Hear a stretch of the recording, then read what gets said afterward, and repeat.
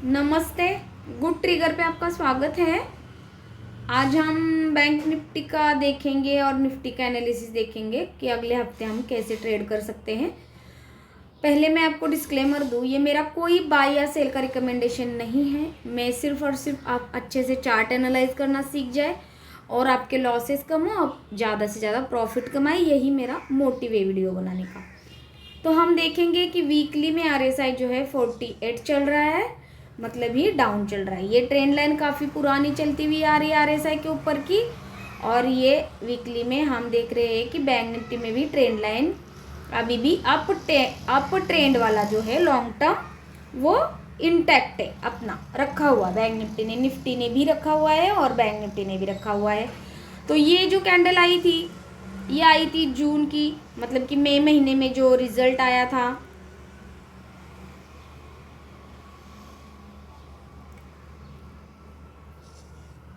भाजपा सरकार का जो इलेक्शन रिजल्ट आया था उस दिन की ये कैंडल है। तो ये जब लेवल टूटेगा, ये इम्पोर्टेंट जोन है, यहाँ पे हमने सपोर्ट ड्रॉ करके रखे। जो भी मेरे पुराने व्यूअर्स हैं वो जानते हैं कि निफ्टी बैंक निफ्टी कहाँ तक करेक्शन देगा, कहाँ से हमें अप मूव मिलने वाला है। मैंने 1000 पॉइंट पहले 2000 पॉइंट मार्केट नीचे था तभी बताया था कि हमें ये एक मूव मिलने वाला है। अगर किसी ने मेरे वो वीडियो नहीं जाके देखे हैं तो वो देख सकते हैं कि किस टाइप से हम एनालिसिस कर सकते हैं, लॉन्ग टर्म में, छोटे टर्म में, हर तरफ से हमें कैसे ओवरव्यू लेना रहता है, उस हिसाब से ट्रेड प्लान करने रहते हैं। हमें स्विंग ट्रेडिंग करनी है। तो मार्केट जैसे ये अभी डाउन चल रहा था तो ये अप मूव आया, तो इसमें अच्छे अच्छे स्विंग ट्रेड मिले। जो भी अभी ये डाउन आएगा तो हमें काफ़ी अच्छे इस ट्रेंड लाइन को अगर ये टच करके जाता है तो वेल एंड गुड होगा। लेकिन इस ट्रेंड लाइन को जो लॉन्ग टर्म की चलती आ रही है इसको नहीं तोड़ना है। अगर इसको ये टूटता है तो हमें काफ़ी नीचे की तरफ लेवल जो कि हमने पहले ही ड्रॉ करके रखे हैं उतना करेक्शन हमें मिलेगा। और मैं Fibonacci trend line support resistance का यूज़ करती हूँ। ये मेरे पुराने व्यूअर जानते हैं, मैं जो भी मेरे साथ नए व्यूअर जुड़ रहे हैं उनको मैं बता दूँ कि मैं फिबोनाची लेवल का यूज़ करती हूँ।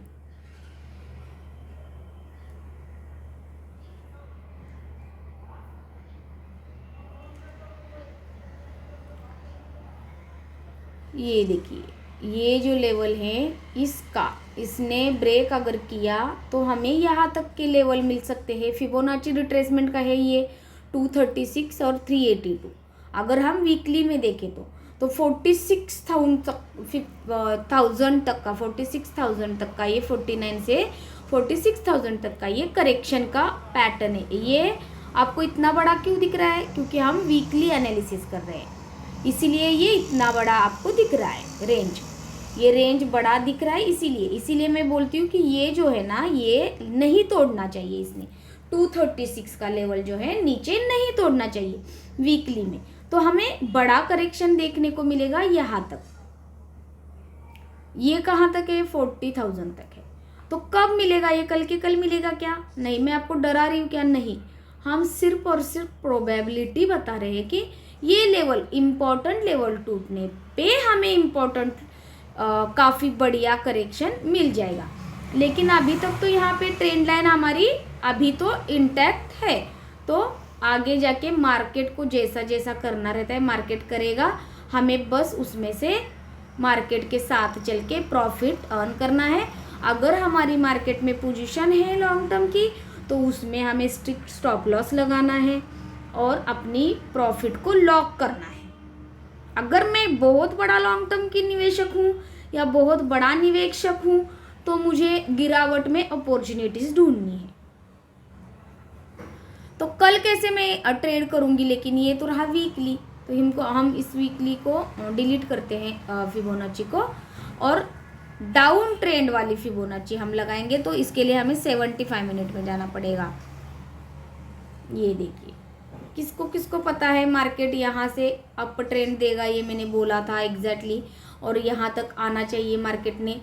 जो भी मेरे पुराने व्यूअर्स है उन्होंने अगर मेरा वो वीडियो देखा होगा तो प्लीज़ एक कमेंट करके आप ज़रूर बता सकते हैं, लाइक कर सकते हैं। तो देखिए अभी हमें ये डाउन ट्रेंड जो मिल रहा है ना यहाँ से, तो इसका हमें करेक्शन निकालना है। यहाँ से।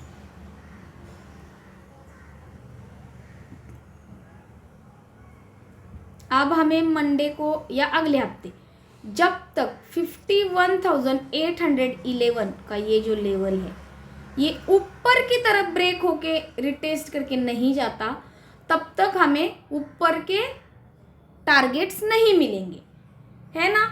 तो फिर हम क्या करेंगे, अभी जैसे ही ये ऊपर आता है 51,346 के पास और यहाँ से कोई हमें बियरिश फॉर्मेशन दिखता है, क्योंकि इसको आना चाहिए इस लेवल को होल्ड रिटेस्ट करने के लिए, तो एक जंप ज़रूर बनेगी, अगले हफ्ते एक जंप ज़रूर आएगा, कल भी आ सकता है वो जंप।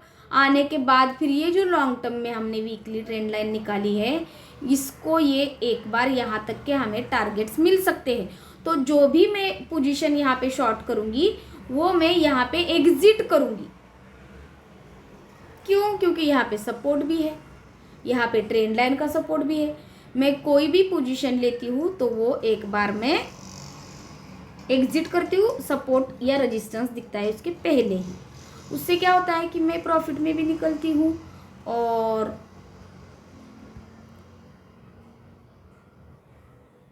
मुझे पता भी चलता है मेरा प्रॉफिट जो भी जितना भी मुझे होता है वो मैं पूरा के पूरा प्रॉफिट गेन करती हूँ। रेजिस्टेंस और सपोर्ट जैसे जैसे पास में आते हैं वैसे अपना प्रॉफिट जो भी हो रहा होता है वो बहुत तेज़ी से घटने लगता है। तो मैं वो प्रॉफिट देने के बजाय मैं ब्रोकर को 100-200 रुपये देना ज़्यादा प्रेफर करती हूँ। तो ये रहा बैंक निफ्टी के लेवल, आपको दिख रहे होंगे। जब तक 51,811 ऊपर की तरफ डिसिसिवली नहीं टूटता तब तक हम लॉन्ग नहीं जाएंगे। छोटे टाइम फ्रेम में यहाँ से अगर ये डब्ल्यू ऐसे फॉर्म करके ऊपर जाता है तो अगर इसमें मुझे RSI साथ देता है, 65 के ऊपर RSI निकलता है तो ही मैं इसमें बाइंग की अपॉर्चुनिटी ढूंढूंगी, अदरवाइज मैं इसको ऊपर आने की वेट करूंगी। और ये देखिए ये ट्रेंड लाइन भी चल के आ रही है। ये तो अपना फ्राइडे का ट्रेड था जो कि मैंने बकायदा वीडियो बनाया, अगर किसी ने नहीं देखा होगा तो देख सकते हैं। एग्जैक्टली देखिए, मैं ये फिबोनाची डिलीट करके दिखाती हूँ आपको तो ट्रेड दिखेगी। ये देखिए एग्जैक्टली ट्रेड फ्राइडे के दिन में टोटली पोजीशन होल्ड किए हुई थी, क्योंकि उसमें मुझे कॉन्फिडेंस था, इसीलिए मैं इतने सारे पॉइंट्स कैप्चर कर सकी। और ये देखिए 30 पॉइंट्स का 0.30 1% के आधा % से भी कम का मेरा स्टॉप लॉस था और टारगेट देखिए 1.5% था। ये जब कैंडल बनी मेरा अपने आप ही आइसबर्ग ऑर्डर 320 को 315 को क्लोज हुआ था। तो इसमें मुझे बहुत ही बढ़िया टारगेट्स मिले। इसने मुझे RSI, trend line, support, resistance सब, मतलब कि ट्रेंड लाइन सपोर्ट ने मुझे साथ दिया था। मेरा सेटअप बना था, RSI का देखिए सेटअप बना था इसमें, और काफ़ी बढ़िया मूव भी मुझे मिली। तो अभी मंडे को अगर ये ऐसा जाके ऐसा होके जाता है तो यहाँ तक का मैं देखूंगी, क्योंकि ऊपर जाते समय RSI ने मुझे 60 के ऊपर रहता है तभी मैं ऊपर की ट्रेड लेती हूँ, अदरवाइज मैं ऊपर की ट्रेड नहीं लूँगी। इसको मैं ऊपर आने दूंगी और जैसे ही यहाँ पे या फिबोनाची लेवल जो भी मैंने ड्रॉ करके रखी थी वहाँ से अगर मुझे ये, मैं एक बार ड्रॉ करके ही रखती हूँ नहीं तो कन्फ्यूजन हो जाता है, मुझे समझ में आना चाहिए हमें कि यहाँ पे फिबोनाची लेवल है।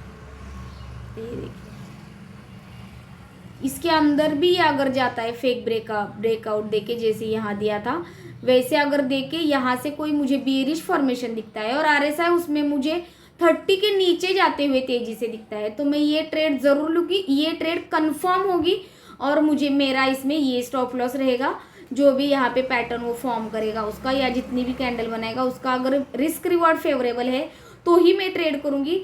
और अगर ये तब तक मैं ये लेवल टूटने का वेट करूँगी अगर यहाँ पे रिस्क रिवॉर्ड फेवरेबल नहीं है, क्योंकि यहाँ पे आने के बाद ये अगर इसका सपोर्ट लेके ऊपर जाने लगता है और RSI भी हमें साथ देता है 60 के ऊपर, इसीलिए इस बीच में क्या करता है ना, तो मैं वेट करूँगी। अगर मुझे मंडे ट्रेड नहीं मिली तो भी चलेगा, लेकिन मैं इस लेवल में मार्केट आने के बाद वेट करूँगी।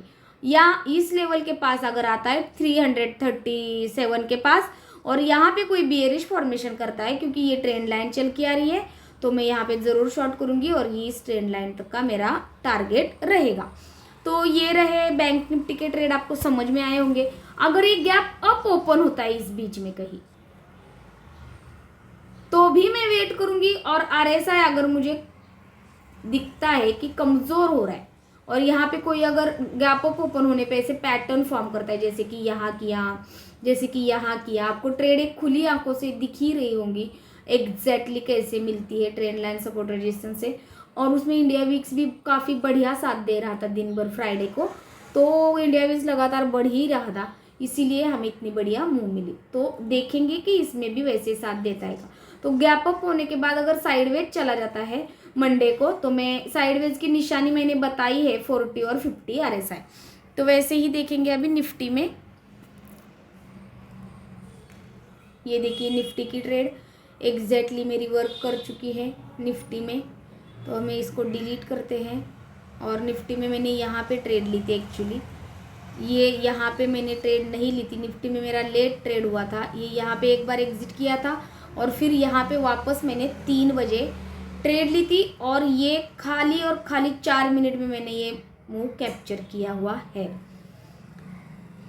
तो ये मैंने ऊपर से नीचे से ऊपर तक निकाला हुआ था। अब हम 75 मिनट का इसका भी चार्ट लगाएंगे। थोड़ा सा भी ये वीकली एनालिसिस होने की वजह से आपको एग्जैक्टली याद होगा कि मैंने बोला था यहाँ से हमें यहाँ तक के टारगेट, ये यहाँ तक एक्चुअली जाना चाहिए था, लेकिन इसने ये इस डब्बे के जो गोल्डन जोन था इसका नीचे का लेवल का ही इसने रेजिस्टेंस लिया है। ये ऊपर वाला जोन ये टच नहीं कर पाया और यही से बकायदा रिटेस्ट करके ऐसे हमें जर्नी दे रहा है। तो हमें ये नीचे के तरफ टारगेट जो भी हमने पहले निकाल के रखे हैं, और वीकली के जैसे कि निफ्टी में, बैंक निफ्टी में हमने देखी ट्रेंड लाइन, तो ये ट्रेंड लाइन जो है ये निफ्टी में वर्क करेगी। और यहाँ पे 22,664 का लेवल आ रहा है। तो देखते हैं, ये लेवल है जो इम्पोर्टेंट जोन रहेगा, निफ्टी ने नहीं तोड़ना चाहिए। ये अगर टूटता है तो ही हमें ये लेवल्स के दर्शन होंगे, अदरवाइज ये यहाँ से अगर घूम के ऐसे जाता है और फिर यहाँ से गिरता है तो वो भी और एक बढ़िया अपॉर्चुनिटी रहेगी। तो एक बाउंस तो यहाँ से बनेगा, बाउंस आके फिर अगर ऐसा गिरता है तो अच्छा होगा, तो वो बहुत बढ़िया रहेगा। तो यहाँ से मैं फिबोनाची लेवल ड्रॉ करती हूँ एक बार, तो आपको क्लियरली समझ में आएगा कि किस तरह से हमें मार्केट में एनालिसिस करना है। तो ये देखिए, जैसे बैंक निफ्टी में लेवल थी वैसे यहाँ पे 24,727 का लेवल, ये जो है ये 24,027 का लेवल या 24,000 ही पकड़ते हैं। ये जब तक डिसिसिवली ऊपर की तरफ नहीं टूटता तब तक हमें ये टारगेट्स नहीं मिलेंगे, ये भी नहीं मिलेगा। और अपना ऑल टाइम हाई तो दूर ही है, तो उसके बारे में हम सोचेंगे ही नहीं। तो ये अगर ये लेवल टूटती है ना अगले वीक में कहीं पे, और यहाँ पे 23,000 के पास अगर मार्केट आता है, तो ये लेवल 22,600 के पास मार्केट अगर हमें आता है और यहाँ से घूमता है ना, तो फिर हम लॉन्ग जाएंगे और हमें काफ़ी बढ़िया ऊपर की तरफ भी टारगेट्स मिल सकते हैं। लेकिन नीचे ये लेवल टूटने के बाद हमें ये लेवल्स मिल जाएंगे। लेकिन मंडे को हम ट्रेड कैसे करेंगे, तो मंडे का ट्रेड है ये 24,027 का लेवल, इसको याद रखिए। ये लेवल जब तक ऊपर की तरफ टूट के ऊपर की जर्नी नहीं देता तो हमें ये ऊपर के ट्रेड नहीं मिलेंगे।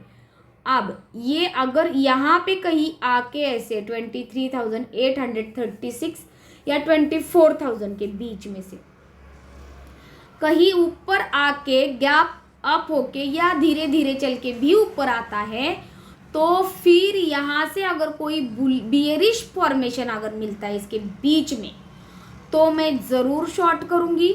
और फर्स्ट टारगेट ये रहेगा, और फिर सेकंड टारगेट रहेगा 23,250, फिर 23,000, फिर 22,900 के टारगेट, और फिर उसके बाद जो नीचे हमने ड्रा करके रखे हैं वो टारगेट हमें मिलेंगे ही मिलेंगे। लेकिन ये लेवल टूटने के बाद तेजी से गिरावट हमें देखने को मिलेगी।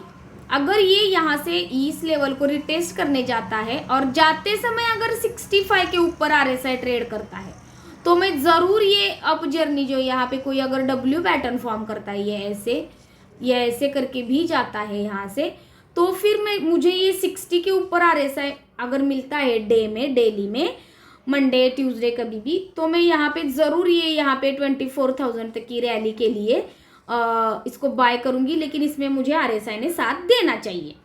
अगर ये कुछ भी नहीं होता और धीरे धीरे करके यहाँ पे इसी बीच में कहीं से ये ऊपर जाता ही नहीं और 23,800 के पास से ही ये धीरे धीरे करके नीचे की तरफ ऐसा कोई पैटर्न फॉर्म करता है, जैसे कि ये यहाँ पे, तो वैसे मैं इसे ड्रॉ करके रखूँगी और इसको ब्रेक करने के बाद RSI अगर 30 के नीचे जा रहा है तो शॉर्ट करूँगी। तो फर्स्ट टारगेट तो ये रहेगा और फिर सेकंड टारगेट तो नीचे की तरफ की है ही। तो जो भी जैसी ही मोमेंटम आती जाएगी मैं मेरा प्रॉफिट बुक करती जाऊँगी। सपोर्ट के पास जैसे जैसे जाऊँगी मैं तो मेरा उसके पहले ही प्रॉफिट में बुक करूँगी। तो आपको समझ में आ चुके होंगे सारे ट्रेड।